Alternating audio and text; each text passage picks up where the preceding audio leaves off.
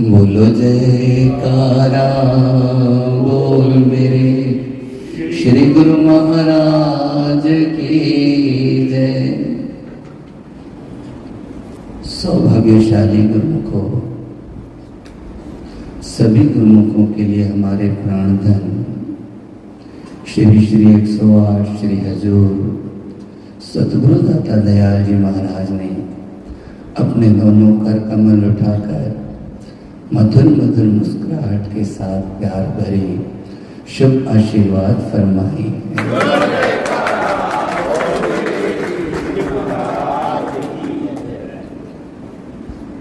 गुरुमुखों, संत महापुरुषों की पावन संगत में आने से जीव को अपनी असलियत का पता चलता है। जीव वैसे माया की संगत में स्वयं को एक आम इंसान समझ बैठा है, एक आम जीव समझ बैठा है, और उसके साथ साथ जो उसको जन्म से लेकर शिक्षा मिलती है उसी शिक्षा को वो सब कुछ मानकर उसी के अनुरूप चलता हुआ अपना जीवन दुखदायी बना लेता है। आज सारा संसार अगर सुख की खोज कर रहा है तो इसका मतलब ही ये है कि उसके पास सुख नहीं है। सुख नहीं है तभी तो खोज कर रहा है। संत महापुरुष फरमाते हैं कि तू खुद सुख का भंडार है, शक्ति का भंडार है, शांति का भंडार है। तेरे को ये चीजें किसी और से मिलनी नहीं, तेरे अंदर ही है, लेकिन हम उनसे अनभिज्ञ हैं। परम पूज्य श्रीमान साहब जी जब पहली बार दुबई गए, वहां से लौटे तो एक बात अमूमन वो प्रायः सत्संग में फरमाते थे कि दुबई हुई है। कुछ वक्त पहले तक वहां पर कुछ भी नहीं था। रेत के डिब्बे थे, रेत के टीले थे, यहां तक लोग गधों पर सवारी करते थे। वहां पर कुछ जानकार लोग गए और उन्होंने उस धरती को परखा, देखा तो उसमें से तेल निकला, और जैसे ही तेल की इंडस्ट्रीज वहां लगी वही दुबई शहंशाह हो गया। अब तेल तो सालों से पड़ा होगा, लेकिन जब तक उसकी खुदाई नहीं हुई और वो प्रकट नहीं हुआ, जाहिर नहीं हुआ, तब तक वो गरीब ही था। उसी प्रकार लिखा है, मत विच रतन जवाहर माणिक। हमारी मति के अंदर रतन जवाहर माणिक सब भरे पड़े। मत विच रतन जवाहर माणिक, पर ये कब? जे एक गुरु की सिख सुने। अगर जो सतगुरु की शिक्षा सुनता है, शिक्षा पर चलता है, तो उसी की मति से ये रतन जवाहर माणिक निकलने लगे। रतन जवाहर माणिक निकलने का मतलब ये नहीं है कि भाई वास्तव में जो पत्थर के हीरे हैं वो निकलने लगेंगे। इंसान की वृत्ति ही बदल जाती। पहले यह मन आग था। इंसान का मन कौवे की वृत्ति वाला है, करता जीवन घात, अपना भी जीवन वो घातक बना देता है। कैसे? इंसान का मन बुराइयों पर ज्यादा केंद्रित हो जाता है। जैसे कौवा होता है ना, वो गंदगी पर ही बैठता है। मक्खी जैसे होती है वो गंदगी पर ही बैठेगी। कौवा अच्छी चीजें छोड़कर गंदी मरी हुई लाशों पर ऊपर ही जाके बैठेगा, उन्हीं का भक्षण करेगा। उसी प्रकार इंसान के पास सहज ही ऑप्शन तो कई होते हैं, पर इंसान का मन वास्तव में केवल बुराइयां ही देखता है। अपनी कमजोरी अपनी नहीं, दूसरों की देखता है। संत सतगुरु इसीलिए कहते हैं कि जब तू संतों के दरबार में आता है, संत सतगुरु के पावन वचनों की संगत में आता है और उन वचनों पर चलने लगता है, तो तेरे अंदर से ये रतन जवाहर माणिक, यानी खुद को तू वास्तव में वो ही कुछ समझता है जो तू है। आज इंसान अपने आप को एक दीन इंसान समझकर, अपने आप को कैद में समझकर दुखी परेशान लगा पड़ा। एक हाथी था जो एक पेड़ से बंधा हुआ था। उसके पैरों में जो रस्सी थी वो इतनी कमजोर थी कि खींचे तो छोड़ो, पर सहज स्वभाव ही चलना शुरू कर दे तो टूट जाए। इतनी कमजोर रस्सी से वो बंधा हुआ था और बंधा हुआ खड़ा है। वहां से एक संत महापुरुष अपने कुछ सेवकों के साथ निकले।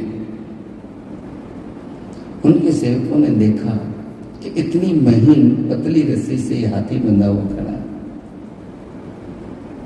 उन्होंने महात्मा जी से पूछा, भाई ये इतनी पतली रस्सी से बंधा हुआ खड़ा है, ये तो अगर ऐसे चलना शुरू कर दे तो भी इसके बंधन टूट जाए।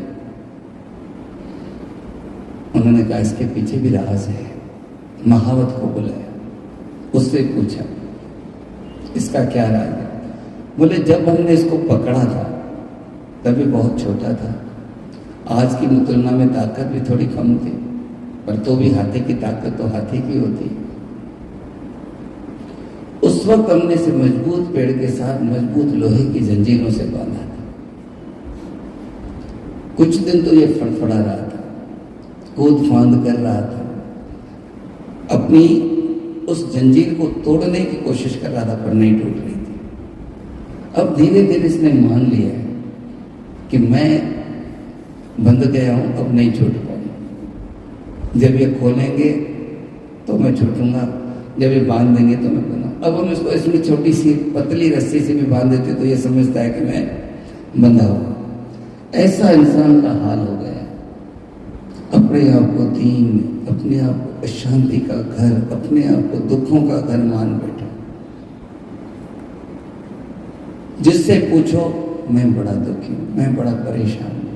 और संत महापुरुष क्या फरमाते हैं, शक्ति का भंडार मनुष्य, पर फंस के गलत फहमी में हुआ दुखों का ये शिकार। इस गलत फहमी में कि मैं जीव, और दूसरी गलत फहमी, बच्चा देखो जन्म लेता है, कोई उससे असलियत नहीं बताता। ये तेरी माँ है, ये तेरे पिता है, ये तेरी दादी है, ये तेरे दादा है, ये तेरी नानी है, ये तेरे नाना है, ये मामा है, ये चाचा है। हर तरीके से उसको सिर्फ वही चीजें बताई जाती हैं और वो चीजें धीरे धीरे ग्रहण करता हुआ जीव उसी को सब कुछ मानने। कोई विरला घर होता है, कोई विरले ऐसे गुरुमुख होते हैं जो इंसान उस बच्चे को पहले से बताते हैं कि तू तो परमपिता परमात्मा की अंश है, सच्चे सतगुरु तेरी अपनी चीज है। आखिरी में सारा संसार आके कहता है, वो मुर्दे को सुनाता है, सुनाना खुद को है। सतगुरु संग है, राम नाम संग है। आखिरी में अगर मुर्दे को सुनाता है, वो समझते मुर्दा सुन रहा है, वो कहां सुनेगा, वो तो चला गया। सुनाना खुद को है कि बंदे तेरा भी जाना जब होगा तो कोई साथ नहीं चलेगा। अब जो साथ चलने वाली चीज है वो है ही नहीं। यहां से कोई फॉरेन जाए, वहां पर ये करेंसी चलती नहीं, वहां की करेंसी इसको हो नहीं। सच बताओ उसका जीवन कितना दुखमय हो जाएगा। और तो छोड़ो, हम अपने घर में से दुकान जा रहे हैं, आधे रास्ते तक जाते जाते याद आता है घर पर पर्स रह गई है। अब दुकान तक जाते कोई खर्चा नहीं है, कोई बीच में एक पैसे का भी खर्चा नहीं, पर चूंकि जैसे ध्यान आता है कि मेरे पास पर्स नहीं, सच बताओ अगला कदम कितना मुश्किल से उठता है। सारा ध्यान उधर लग जाता है, मेरे पास पैसा नहीं। अरे कुछ तेरे को जरूरत ही नहीं है, वहां तक अपनी गाड़ी में जा रहा है, वहां जाते पास तेरे को कुछ वो नहीं, सब कुछ वहां पड़ा है, पर मन मेरे पास पर्स नहीं है। जब आधा रास्ता दुकान तक का हम बिना पर्स के इतना दुखी बनकर व्यतीत कर रहे हैं, तो जिस रास्ते पर जाएंगे और हमारे पास कुछ भी न हो, जिस रास्ते के गने जाए न कोसा, हरि का नाम उमा संतोष, वहाँ ये सच्चे नाम की कमाई जो श्री गुरु महाराज जी हमसे करवा रहे हैं, उनको पता है जब इनको जाना पड़ेगा तो इनका हाथ खाली होगा, इनको कुछ मिलेगा नहीं। यही चीज हमसे वो करवाते हैं। कितने वो हमारे हितैषी हैं जो चाहते हैं यहाँ भी खुश रहे सेवक, यहाँ से फिर जब वहाँ रास्ते में सुखी रहे, रास्ते में भी भूखा न रहे, और वहाँ आकर मेरे चरणों से मिल जाए। गुरुमुख को ये सभी चीजें सत्संग से ही संभव, अन्यथा दुनिया में कैसी संगत मिलेगी? यार दोस्त मिलेंगे तो घूमने फिरने की, खाने पीने की बातें करेंगे, बिजनेसमैन मिलेंगे तो बिजनेस बढ़ाने की बातें करेंगे, मित्र रिश्तेदार मिलेंगे तो प्रॉपर्टियों की बातें करेंगे। ये सच्ची बात करने वाला तो संसार में कोई भी नहीं। इसीलिए संत महापुरुष फरमाते हैं कि वो गुरुमुख भाग्यशाली हैं जो नित्य सत्संग में आकर सत्संग के द्वारा अपने मन को, अपनी वृत्ति को सत्य से जोड़ते हैं। और जैसे जैसे सत्य से जुड़ता जाएगा ये मन, गुरुमुख को जिस चीज से जुड़ेगा उसका प्रभाव तो मिलेगा। हम दूध पिएंगे तो दूध की शक्ति, दूध का स्वाद, दूध का पूरा प्रभाव हमें मिलेगा। पानी पी तो पानी का मिलेगा, चाय पी तो चाय का मिलेगा, कोई शराब पिए तो उसको शराब का मिलेगा। संत महापुरुष फरमाते तेरे अंदर क्या जा रहा है उस चीज को देख। इसलिए गुरुमुख को हमारा स्वर्णिम सौभाग्य है, परम सौभाग्य है कि हमें कलयुग के घोर समय में महापुरुषों की पावन संगत मिली है। महापुरुषों की संगत में आकर हमें सत्य की समझ मिली है।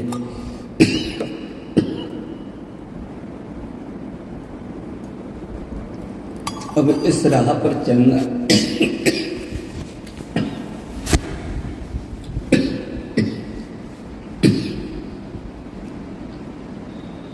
इस राह पर चलने के लिए भी हमें महापुरुषों की कृपा की जरूरत पड़ती है। विजय से भजन में भी सुना, कितना प्यारा है मालिक हमारा, वो हमें यही सहारा देते हैं और साथ में लेकर चलते हैं, खुद भी करते हैं, हमें भी प्रेरित करते हैं।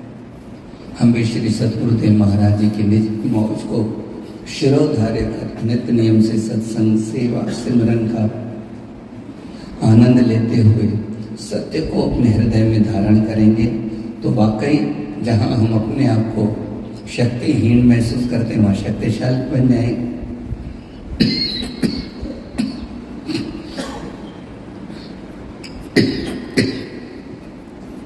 जहाँ अपने को दुखी महसूस करते हैं वहाँ सुखी बन जाएंगे। इसी प्रकार हम जीवन जीते हुए अपना जन्म भी सफल बनाएंगे और श्री गुरु महाराज जी की कृपा दृष्टि हासिल करके अपना लोक भी संवार लेंगे। बोलो जय विचार।